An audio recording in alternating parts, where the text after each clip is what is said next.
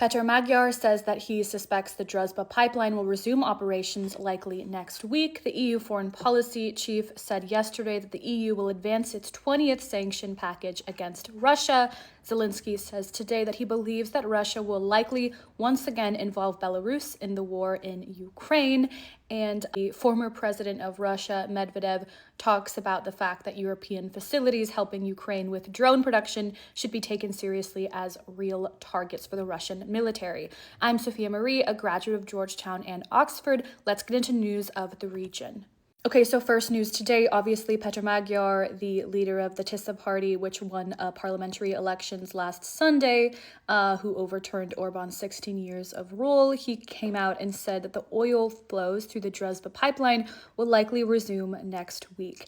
Now, obviously, this has been a major source of contention between Ukraine and Hungary and Slovakia, who have continued to import Russian energy, and there were lots of personal attacks between Orban and Zelensky in particular. Now, also in connection with this, the EU foreign policy chief said yesterday that the EU will advance its 20th sanction package against Russia.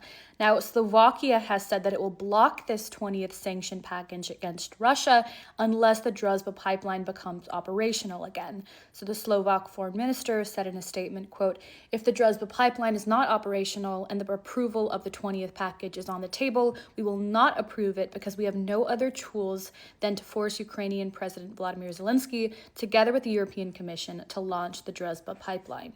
Now, when I'm reading these articles, apparently the EU foreign policy chief is wanting to advance things that Orban had previously rejected to or blocked, seeing if Slovakia, as the sole kind of problem child, will continue blocking this stuff even without Hungarian support potentially.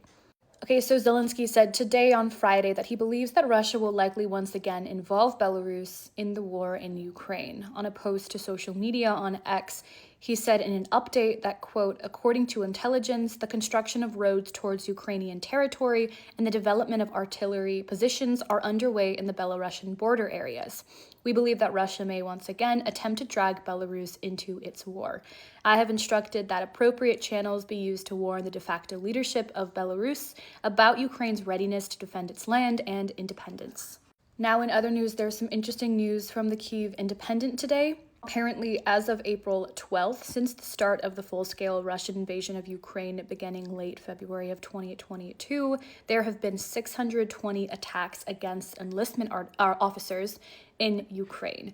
And these attacks on enlistment officers have apparently intensified in the recent months, while there has been ongoing strain on the system of mobilization and also tensions around conscriptions. Now, as the Kyiv Independent lays out, Ukrainian men between the ages of 25 to 60 are eligible for the draft.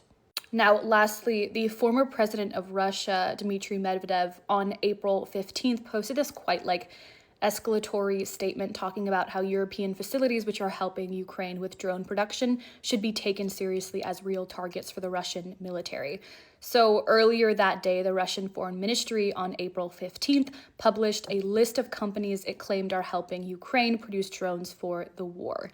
The Russian Foreign Ministry said that this cooperation between European facilities and Ukraine are, quote, "dragging these countries," referencing European countries, "faster into a war with Russia, and that this will have, quote, "unpredictable consequences." So later in the day, former President Medvedev, who was president of Russia between 2008 to 2012, and he was kind of seen at the time as potentially being able to be more moderate Russian president, and potentially would increase relations, better relations between Russia and the West, but that's gone way out of the window, and he's been quite chaotic and gone quite psycho on social media ever since the beginning of this war. So later in the day, after the Russian Foreign Ministry published that list of companies, he said, quote, "Russian Defense Ministry's statement must be taken literally. The list of European facilities which make drones and other equipment is a list of potential targets for the Russian armed forces. When strikes become a reality, depends on what comes next. Sleep well, European partners." That's it for news today. Make sure to like and follow. I'm Sophia Marie. I post these updates of the former Soviet space and East European region every single day.